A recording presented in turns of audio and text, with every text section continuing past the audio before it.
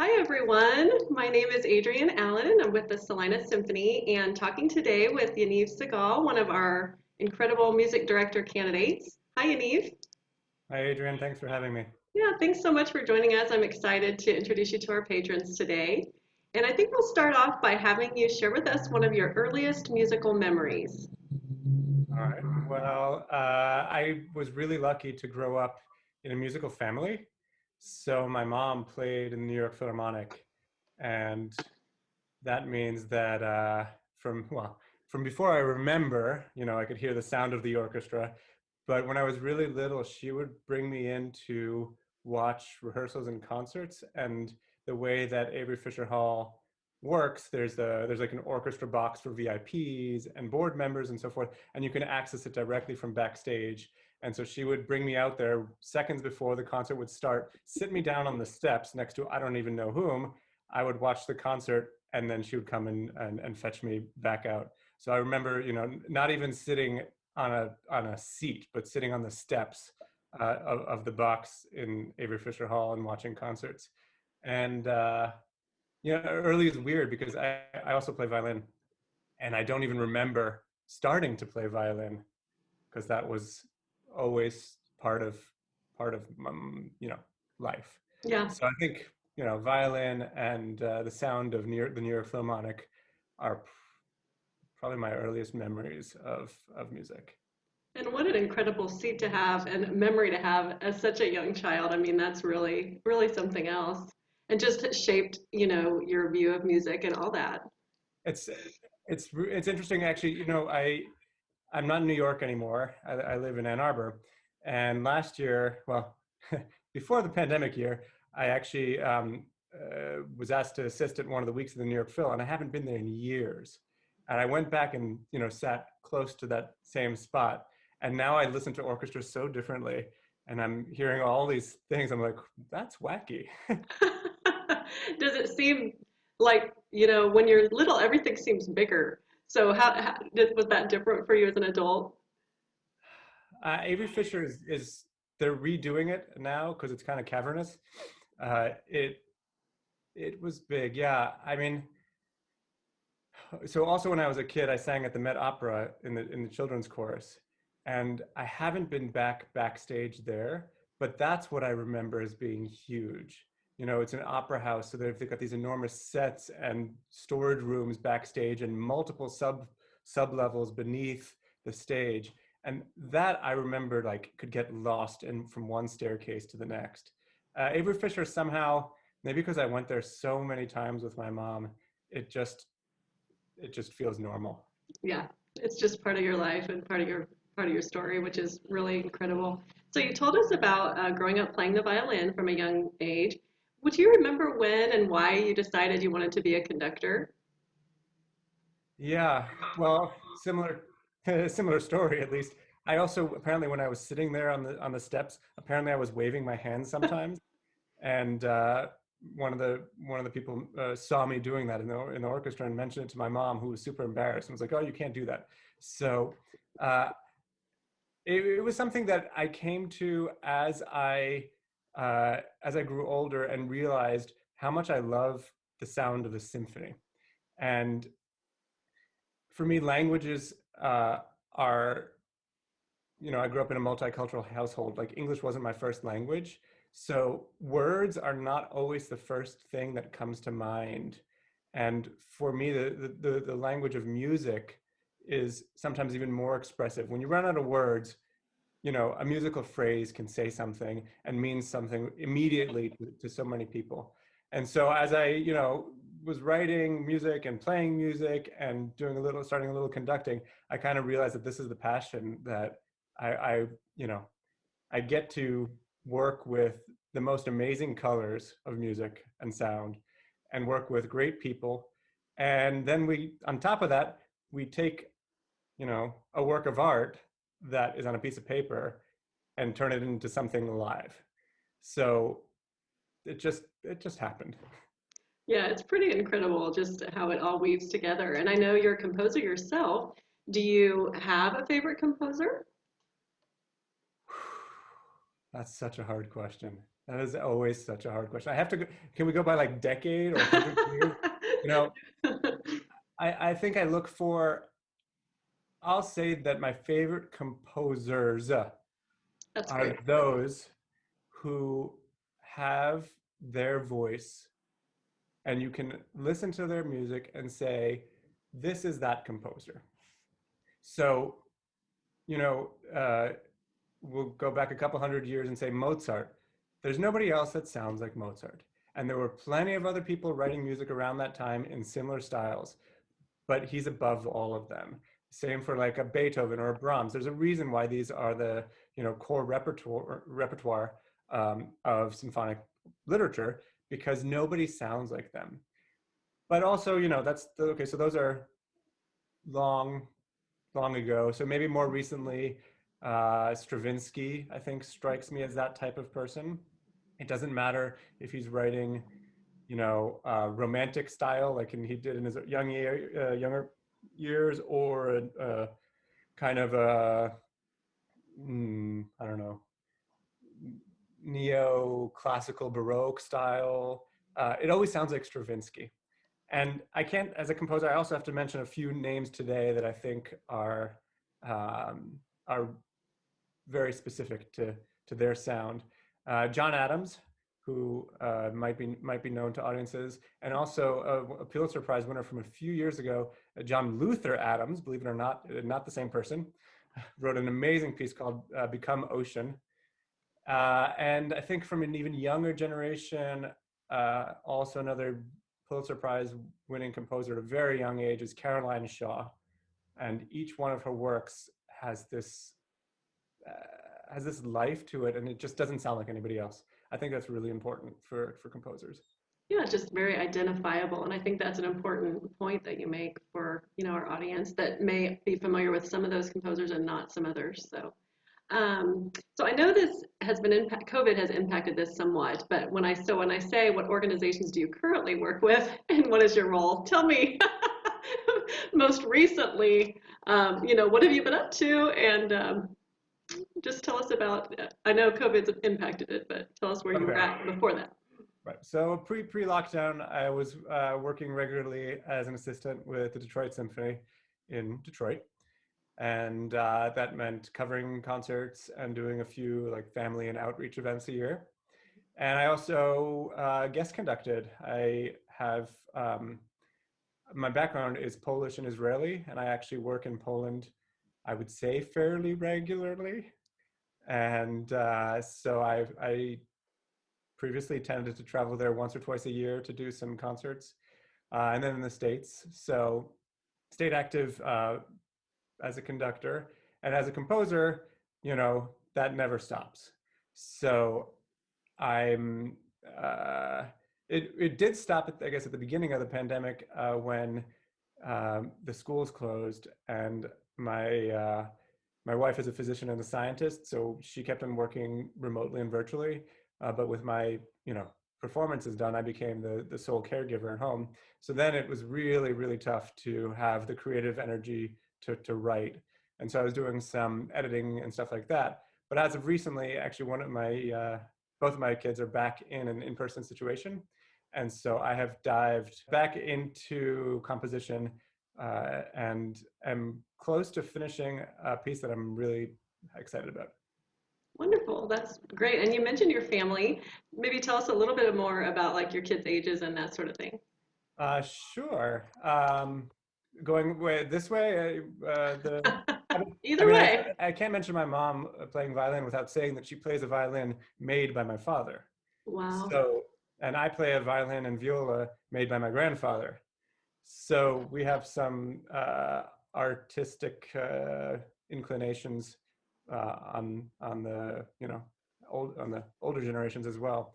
Sure. And I have two boys. One is 6, going on 16, and the other is a three-nager, and he turns 4 actually in about a little over in April, so pretty soon. And they are fun, and they take after their mother, and they're very smart, and they both already play violin as well. Yay. So we have lost sleep and hair over practicing with them. I'm sure. But still, wonderful fun ages, and you joke about them being teenagers, but it goes so fast. They'll be teenagers before you know it.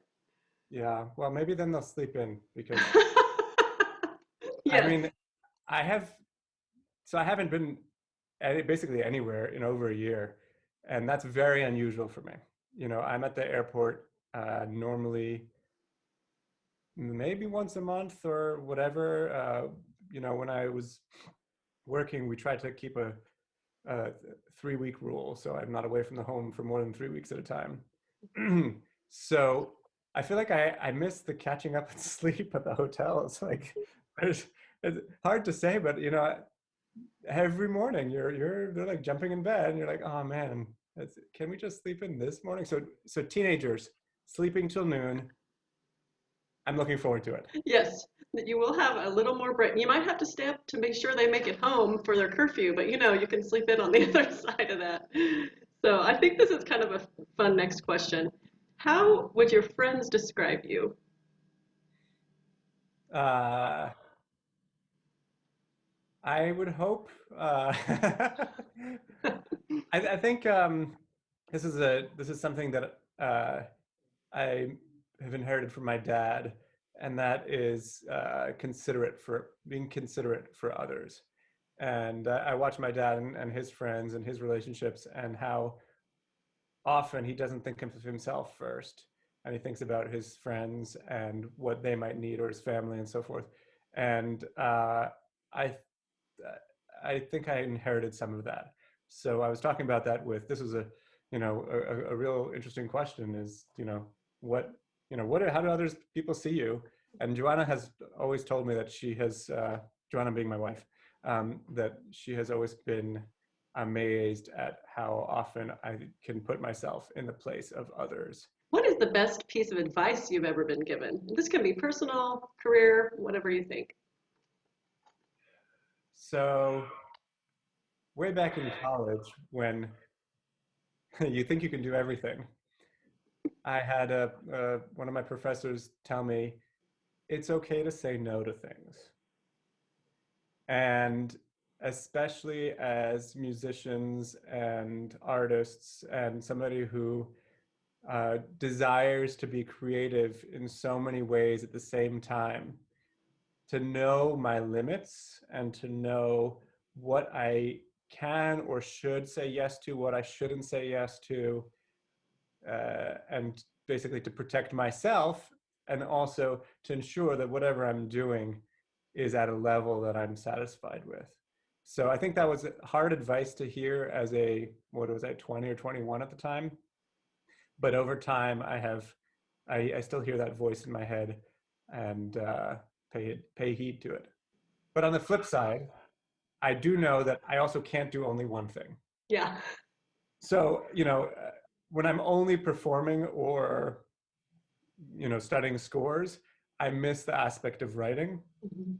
And now I'm catching up on the writing, but I also do miss the aspect of performing. So I think I'm, like Gustav Mahler found his balance.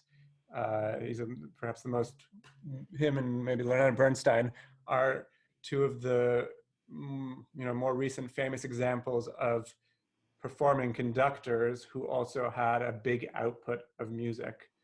Okay, Esa-Pekka Salonen, who's a living composer and conductor, also is doing both. There are some who are doing both, but in the historic model, like Mahler, he sketched ideas all year and then tried to reserve a couple months of the summer to write these magnificent symphonies. And he was a world famous conductor. People didn't know he wrote music. He was the music director of the New York Phil. That's what he was known for. He was one of the top opera conductors, and that balance is really hard. Uh, so I think it is something that I'll continue to struggle with. Yeah. So you've talked about, your work as a, conductor, composer. Where do you find your inspiration? Everywhere. Good I mean, answer. as a perform okay, as a conductor, you're starting the scores and asking questions of the music, right? Why this phrase, why this note, why this instrument, why this affect? Put yourself in the frame of the person writing it down. What was around them at the time? What are they going for? And how does that relate to us today? How does that relate to, what is what does that mean to somebody who, has heard a lot of loud music before? So I think, from a conducting perspective, the inspiration comes from looking at the music and discovering what it says to you. And as a writer, uh, the inspiration, of course, comes from other music I've heard, other sounds, other emotions. And for me, actually, I find it interesting. My process is to write down notes and then see where they go. In other words, let them work themselves out and play themselves out in different combinations and see, like, I'm along for the ride in some ways. Um, so it really is, maybe it's a cop-out answer, but it really is everywhere.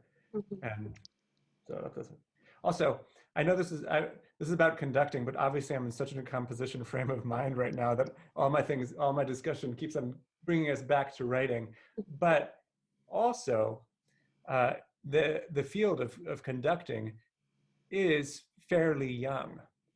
In the history of our music, the people who were conductors, like the first real conductor, was maybe Felix Mendelssohn, who of course was a great composer.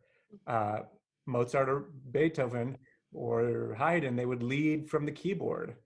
So this act of writing and performing was a very symbiotic thing. And I think as music has been getting more complex and the demands on musicians and symphonic writing and all these things started to broaden and, like I said, need a specialist. That's when this niche of conductors or the profession of conducting kind of really took off. Mhm. Yeah, it's really interesting to look back sort of at the background and how it's progressed over time. You spoke a bit about how the challenges of the pandemic have affected you. How would you say you've dealt with it just on an emotional, mental level? And do you have any advice for the musical community? We're sort of seeing the light at the end of the tunnel, but just maybe speak to that. So, like many, I think I've had my ups and downs, and some days that I'm super frustrated, and some days that I'm really grateful for this extra time with both the family and with music. I think first thing I would say is I think I actually love music even more now than I did even a year ago. Maybe for that reason of taking a step back. And sometimes when you're going straight for something, you miss, what is that, the expression, you miss the forest for the trees. Yeah. So taking a step back, I think, was not a bad thing. Uh, the other thing I've been doing is trying to get better at something every day. And that's perhaps the second best piece of advice that I got from another teacher of mine, which is exactly that. If you want to learn a skill and it seems impossible, if you just keep at it a little bit at a time, eventually you will learn it. And so uh, I took, I came to piano pretty late in my life. I think when I was 19, I started. And I've been practicing more piano this year than I have in years, and it's starting to pay off. And so that's something nice. The other thing that I noticed that was affecting my mood in negative ways was the, I'll call it a time suck, the time suck of negativity on social media. And the uh, I I'm going to obviously say that social media has such great potential, and I've connected with so many people through the internet that I might not have otherwise. Old friends, new friends, people who are doing similar things. I can be in touch with so much of what's going on at once. But it also, as we know, is an echo chamber, and a lot of people say some really horrible things without really thinking through the consequences. And a couple months ago, I decided to take a complete hiatus, and I discovered that I was feeling better. And since then, I check in on social media for a few minutes a day, just scroll through a few things, see if there's anything that anybody I'd like to reach out to, or don't want to miss things really, and just reserve that time for myself and not for the sensationalism or negativity that is so prevalent. And yeah, I've heard a few other folks saying, that they've kind of pulled back a bit, and I think maybe that's, wise advice for us right now in a It's, sort of challenging time. it's disappointing in a way. Like I hope that somehow it gets fixed before it gets broken. Uh, so this is my own personal fix. I imagine once I start traveling again and rejoining, like the world kind of rejoins itself, I'll probably be on there more because then I will want to be more connected. But I'm enjoying the relative quiet here. Yeah. So I So don't know if that's advice for musicians or for everybody, but also, there's definitely a jealousy thing going on because uh, America and Europe have very different approaches towards supporting the arts and towards responses to the pandemic. And so I have a lot of friends in Europe, I have a lot of family in Europe. And so on social media, I get to see the orchestras or the friends of mine who have still continued to perform and had the fortune and the luxury to, express themselves. what would you say is your favorite aspect about your career overall? Getting to do it all, like as you said, you know, uh, I have worked with youth orchestras, professional orchestras, community orchestras, like there's there's um, inspiration and uh, wonderful camaraderie and music making everywhere, and sometimes it's where you least expect it. And I can give you, I think, a few examples of that come to mind. The first one was when I was a graduate student at the University of Michigan, and uh, we music directed non-majors orchestras. We were assigned to be the music director or assistant for these non-majors orchestras. And for one of them, I was conducting, I think, Sibelius 2. I know we're supposed to do Sibelius 5, right? Am I supposed to say that? Hey, that's okay. It's like sneak peek. I like Sibelius. I didn't even mention him, but he comes out of the Beethoven tradition. He's just Yeah, newer. So, uh, and also no voice. Nobody sounds like Sibelius. Like right. it's really something. So anyway, so I was doing Sibelius 2, and these orchestras only meet once a week. And the students in these orchestras, they're not music majors. They probably played instruments before. They're very busy. They're very diverse.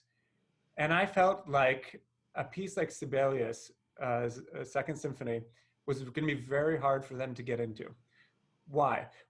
Because the way he writes music is with like fragments of pieces, fragments of melodic ideas that combine to form this great melodic continuous line. You don't know that when you're looking. If you only look at the violin part or the trumpet part or whatever, it makes no sense. So I knew it was going to be a struggle for them to wrap their head around it. So I assigned them 3 listening and response papers. They had to listen to the symphony and they just had to write a response. I told them didn't matter if it were a paragraph or a page. They just had to tell me what recording and respond. And then halfway through the semester, I think we did it again. And then right before the concert, we did it again. And so I was ensuring that they were listening to the piece and to 3 different recordings and just trying to have active listening, not just putting on your headphones and going to the gym. And one of the reactions from a kid who turns out was Finnish was just out of this world. He was describing the color of the snow that he heard and how this was the invading Russian army. And this was, and I was doing both a conducting and a comp degree at the same time, not sleeping, doing so much repertoire, trying to do everything. Mhm. And these responses from kids who were not studying music were so wonderful and uplifting and varied. These moments that you least expect, like I didn't know what to expect. It wasn't really for me that I gave them those assignments, but I think I benefited more than all of them by reading them and kind of rekindling or continuing the fire going at a time when it was really hard for me. I love that. And sometimes just a comment we'll get, or like a musician will get a comment from an audience member that just like is what you need to hear, when you're Or in you the can have seat that you're in. experience, a lot of what we do now is codified into, early music, symphonic music, pops music, crossover, whatever. And and some of these most moving experiences have been on any of these concerts. After an educational concert, when the kids are yelling, more, more, more, you're like, oh, please, thank you. Or I did a John Williams Hymn to the Fallen from Saving Private Ryan. We did it on the Patriotic Pops concert with the Naples Philharmonic in Florida, maybe 5 years ago. And it was just this confluence. Your Pops programs, you might do them a few times, but this one day, something about how I introduced the piece to the audience, something about how the orchestra was feeling that way, like all of us were just transported. And when we stopped, it was like dead silence, except for you could hear some people crying. It's so powerful, and you don't know exactly when those moments will happen. And one of my teachers, my professor at Michigan, said, it's okay that the people on stage are also moved. You know, everybody everybody should be in this together. Yeah. So there's a lot of wonderful moments, and that is this is why we do it. Yeah, for sure. And it's so interesting that you bring up Hymn to the Fallen because the patriotic concert we do most years, haven't been able to do it last year or this year, is a D-Day commemoration concert, and oftentimes we have performed Hymn to the Fallen, which is just a very powerful piece. But yeah, and the musicians love that concert, and I think it's because of the meaning behind it. So yeah, I think that is a very rewarding part of being in the industry that you're in. In closing, what is one fun fact you'd like our audience to know about you? uh, hmm. I was a bench warmer on my tennis team in college. I love it. See, we would never know that otherwise. Probably not. I went to a small liberal arts college, and I was good enough to walk onto the team, having never been on a team before, and Wow. but not good enough to be the top 8 remotely.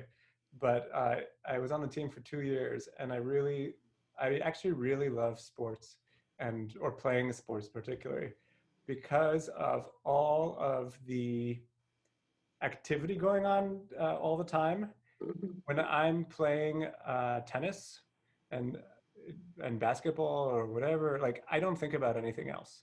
So for me, that I don't meditate, I don't do yoga very very well, but that kind of is a meditation for me because I'm both physically invigorated afterwards, and also mentally, it's been like a total break from whatever I've been thinking about. Yeah, I think that's a good point. Sometimes you just need to, have that mental break. And I think, it's interesting that you can do that because I'm always thinking, how am I supposed to hit this ball? But at least you can think about other things. But you're thinking about it like Right. that. You're not thinking about what I'm going to have for dinner tonight. That's right. You're So not that, worrying. yeah, um, it's been a long winter, and I haven't, been indoors, so it hasn't been the tennis weather for a long time. But that's definitely something I'm waiting for as soon as the Yeah. season turns. Spring is coming. Well, we are so excited to have you in Salina next season, Yaniv, and it'll be January 2022 that you'll be in Salina, and we are so looking forward to that. It's just been fun to get to know you a little bit better today, and I appreciate you taking time to talk with us. Likewise, thank you so much. Thank you. Have a great day.